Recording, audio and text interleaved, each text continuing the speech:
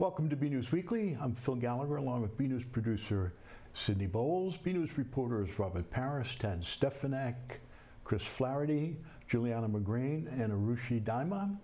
Gretchen Carey with the community calendar, Sydney with weather, and Juliana with sports. I'm going with a rock star theme there, just using their first names. Thank you for joining us. A major story in national news this week has been recovery efforts from Hurricanes Helene and Milton, which impacted large parts of the South. Here in Burlington, people are banding together to help. State Representative Ken Gordon is holding a supply drive for hurricane victims with drop-off sites at the Bedford, Burlington, and Billerica police stations. There's a long list of requested items, including unused gas and water containers, baby formula, toiletries, and first aid kits, among other items. A full list is available at our website, bcattv.org. As we shared with you last week, Burlington has received a $1 million grant to support the redevelopment of Overlook Park. This week, Parks and Rec Director Brendan Egan spoke about the value of accessibility in recreation.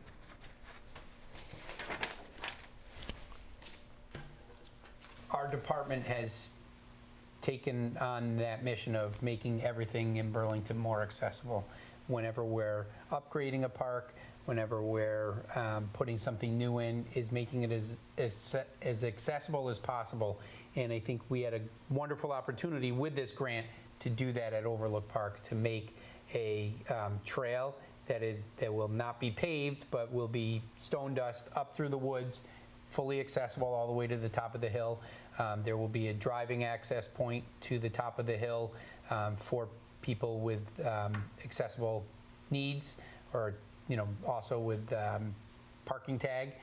There won't be any other spots up there, and then trying to make the roadway as well accessible. So and then lower paths accessible features, as many as possible on the playground that will go in. So really just making the entire project as accessible as possible from the start. The Burlington Police Department has hired a new animal control officer, Jamie Jeffrey. Jamie has been the animal control officer in Cambridge since 2019. She has also worked at an animal hospital and a kennel. In a quote, Jamie said, "I look forward to the upcoming weeks getting to know and work with the Burlington community. I'm honored to be a part of the Burlington Police Department, and I'm eager to begin my work as the newly appointed animal control officer and animal inspector.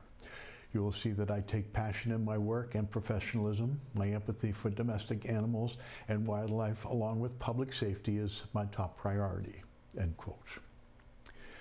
Leahy Hospital and Medical Center and the Burlington Planning Board have made parking free for seniors over the age of 60. Beginning on November 1st, seniors can get their parking validated if they show proof of age, residency, and an appointment. And that's valid for the main hospital campus at 41 and 31 Mall Road. Planning Board Chair Bill Gaffney gave some of the background on the issue. So the background of this, Leahy come before us for some parking adjustments on Mall Road, and as a condition of that, they agreed that they were going to improve the process. They already do. They already were providing vouchers. But the process was a bit broken, so we work with them. And again, thanks to Leahy for coming up with a process that looks pretty robust and repeatable and reliable. Speaking of the Planning Board, they're in the middle of considering a design-inspired coffee shop along Cambridge Street inside the same plaza as the Burlington Jade Chinese restaurant. At a recent meeting, proponent Raquel Vasconcelos shared her vision for the store. Brewed in Burlington, it's a unique coffee station service that combines specialty coffees style with an immersive interior design experience. Our mission is to provide a welcoming atmosphere where customers can pause, relax, and indulge in their favorite brews while surrounded by inspiring art and design. So that's a combination that I think can be very enjoyable. But the Planning Board had some concerns about parking and about traffic in and out of that narrow plaza. So the conversation on the future of the shop is ongoing. A major issue impacting many residents in Burlington is access to affordable housing. but the committee in charge of expanding affordable options has been dormant for some time due to low membership. Now, Select Board member Sarah Cawley is looking to revive the committee. She says anyone interested in participating can reach out, and more details on how to do that and what that might look like are forthcoming. The Housing Partnership Committee in 2022 produced a housing needs assessment that showed Burlington would need more than 2,000 affordable housing units just to meet the demand that existed at the time. A group of sheep is called a flock, a group of owls is called a parliament, but what do you call a group of local authors? Perhaps a library full of people? Chris Flaherty has the story of a new event bringing writers together right here in Burlington. All libraries, like Burlington's own, are home to thousands of literary works covering multiple genres and written by an infinite number of authors. The Sunday of October 6th, the Burlington Library welcomed authors from the community to come and showcase their works in the first ever local author festival. The event was the brainchild of programming and marketing librarian Daniel Barber. When I was brought into Burlington to do this job as programming and marketing, one of the things that I really wanted to do was something I did at another library I worked at, which was a local author festival. A lot of local authors individually don't draw a big crowd because they just don't have their name out there yet. But when you bring them together collectively, just like the Avengers assembling, you get a great, exciting turnout, and that's what we got today. The festival's keynote speaker, Ted Reinstein, an author himself and former reporter for Boston and WCVB's Chronicle, gave a presentation on his new book, Travels Through the Heart and Soul of New England. This book is all about the most memorable people that I've met in my now almost 30 years of reporting all around New England for Chronicle on WCVB. And these are just the people and the stories that have made the most impact on me. I was so honored to be part of this Authors Expo at the Burlington Public Library. So it wasn't just me. There were, a dozen or more authors all around the building.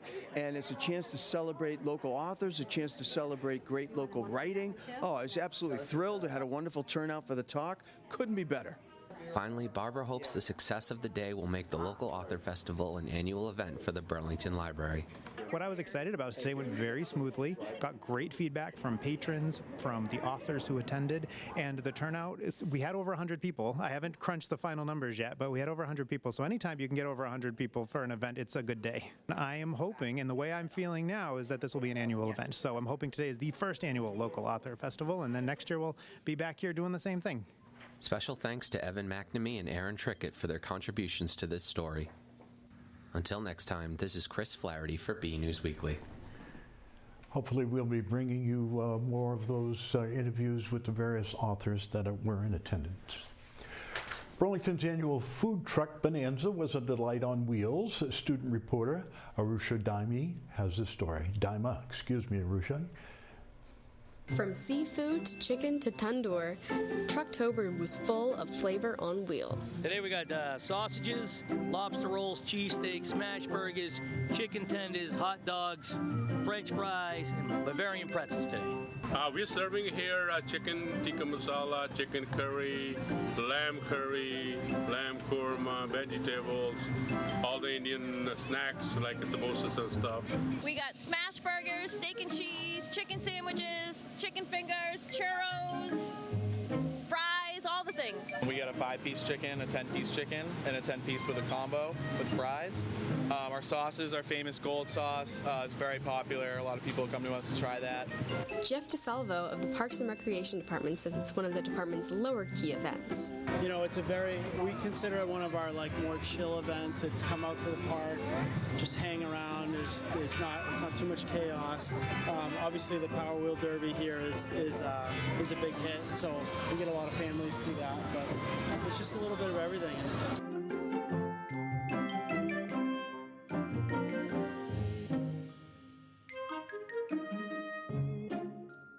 If you missed Trucktober this year, don't miss it next time it rolls back into town. For BNEWS Weekly, I'm Arushi Daima. Burlington had a visit recently from a weightlifter who came a long way to be here. Famous weightlifting coach Venus Gabby from Shanghai, China. Student reporter Juliana McGrain has more. Venus Gabby is a world-class weightlifter, weightlifting coach from Shanghai, and the founder of China's first ever weightlifting club. Having become an Instagram influencer in the sport, Venus's expertise has brought her all around the world. On a recent tour in the United States, Venus did some training sessions at Lift Training Collective here in Burlington on 3rd Ave. I asked how she got started with weightlifting.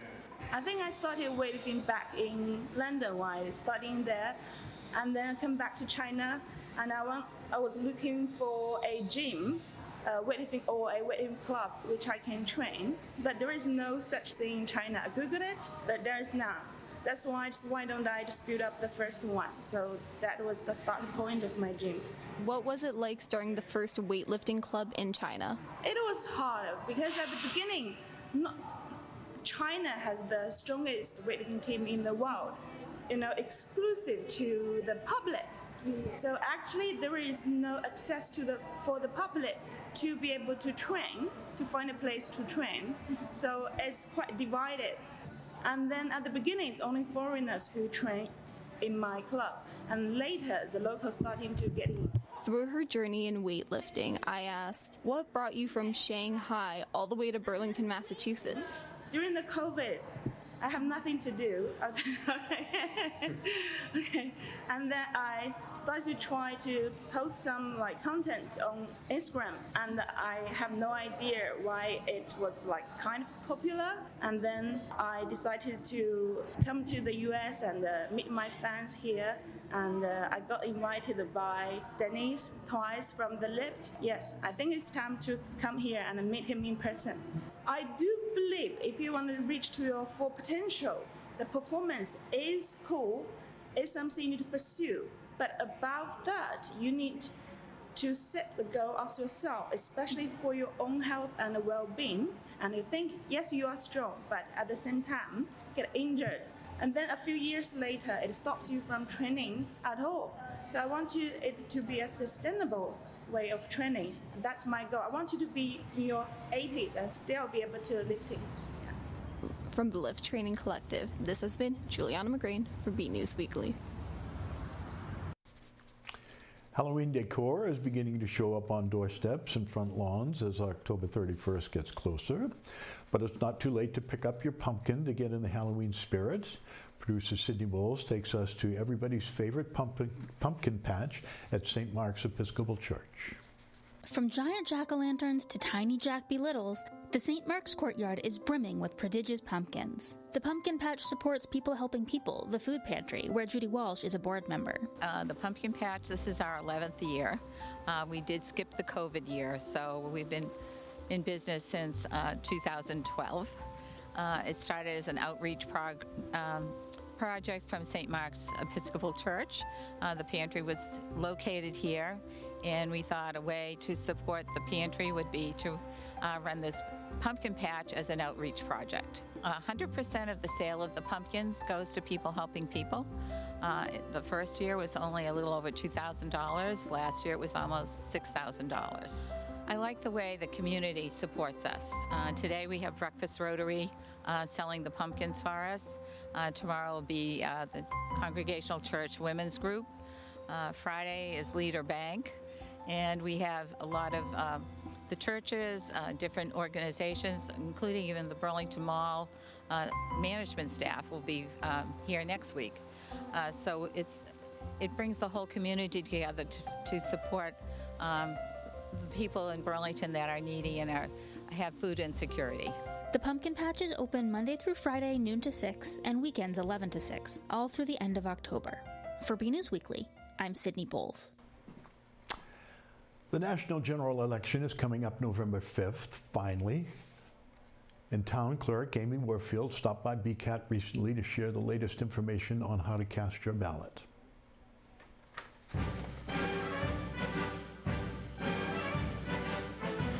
Hi, I'm Amy Warfield, the Town Clerk, and I'm here to talk with you today about the 3 ways in Burlington that you can vote for in the November 5th election. The first may be if you have requested a vote-by-mail ballot, those ballots are coming out to you now. If you haven't requested one but wish to vote by mail, you have until October 28th to put that request in for us to get one out to you. Also, on top of that, you could vote in person early. In-person voting starts on October 19th and will run until November 1st. After November 1st, your options are to show up on the day of the election, which is November 5th, and as always, voting will be done at the Burlington High School from 6 a.m. until 8 p.m. If you have any other questions about voting, you can call the clerk's office at 781-270-1660, and we look forward to having you come and vote.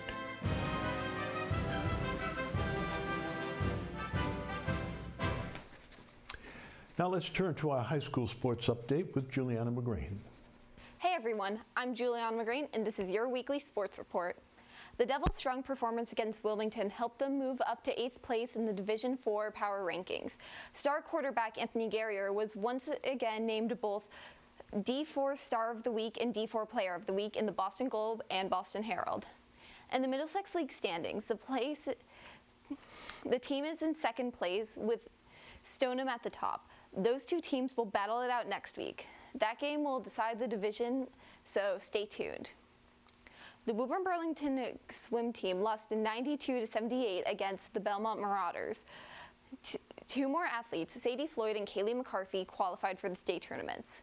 The team also had a victory this week against the Stoneham and Melrose team, 85-48. Head coach Vito Costa says in a quote, "Coaches are proud of the girls and the effort they put forward. Swimming multiple events at a swim meet is not easy. We have a few swimmers really close to qualifying for the postseason, so we have work to do."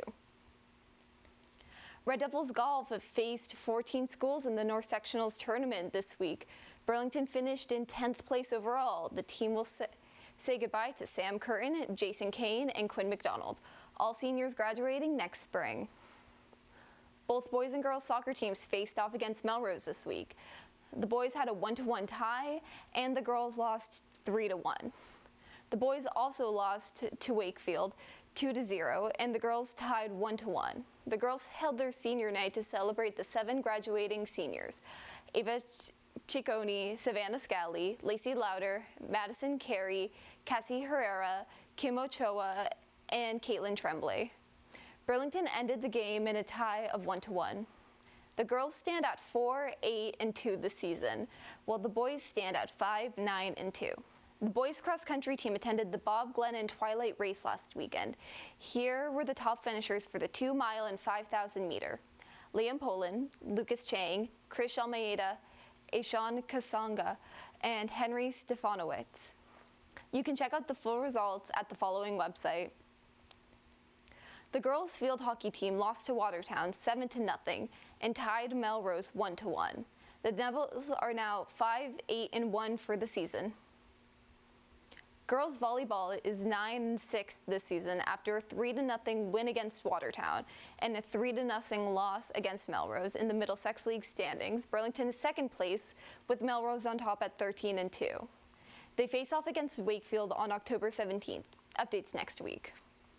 For more Red Devil action, check out our sports section at bcattv.org/sports and follow us on X at BNEWS Sports. That's all for this week. I'm Juliana McGrain, and back to you in the studio. Let's take a look at the weather with Sydney Bowles filling in for Peter Brown, and stay tuned for your community update with Gretchen Carey.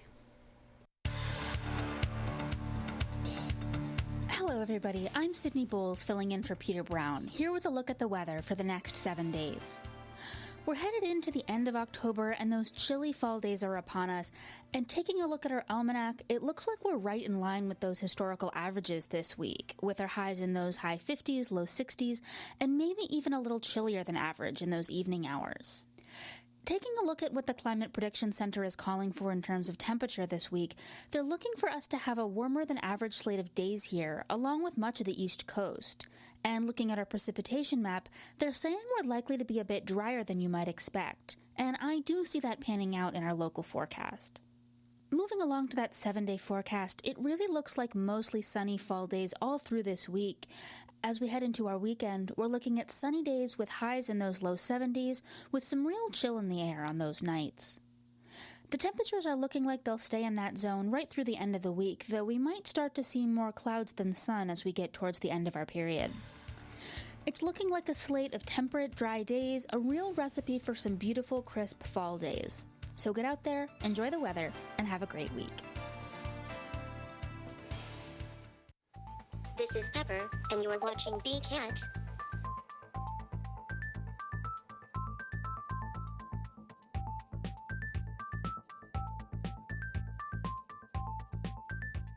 Hey everyone, I'm Gretchen Carey, and this is your community calendar. On October 23rd at 7 p.m., the Burlington Garden Club will be having a presentation called Discover the Importance of Recycling, What You Can and Can't Recycle. This will be presented by yours truly, Gretchen Carey. The alternate name for this presentation is Where is My Recycling Going and What's Happening to It? The event will be held at the Murray Kelly Room at the Council on Aging. Go to the following website for details. On October 24th from 6:30 to 9, the Burlington Fire Department Local 2313 is having Authorfest at Kings Bowl on 3rd Ave. For more information, go to the following website. On October 25th from 3 to 5 p.m., Wayside is celebrating Halloween for DJ Dance Party with Party Excitement Entertainment. For more information, go to the following website. For more community calendar events, go to bcattv.org, burlingtonpubliclibrary.org, and burlingtonrecreation.org. I'm Gretchen Carey, and that was your community calendar. If you don't already know, Gretchen is the president of Mass Recycle, and she'll be giving that presentation to the Garden Club. So if you want to know where, what to recycle and where it goes when you do, show up on the 23rd at the Kelly Murray Wing at 7 o'clock. And as we do each week, we're finishing with a photo sent in by a member of the community, Mary Leach. Shred this spooky photo of Halloween decor on her window at home and some nice fall foliage in the background. Thank you, Mary. If you have a photo you'd like to feature here, email us at bcattv.org with the subject line Photo of the Week.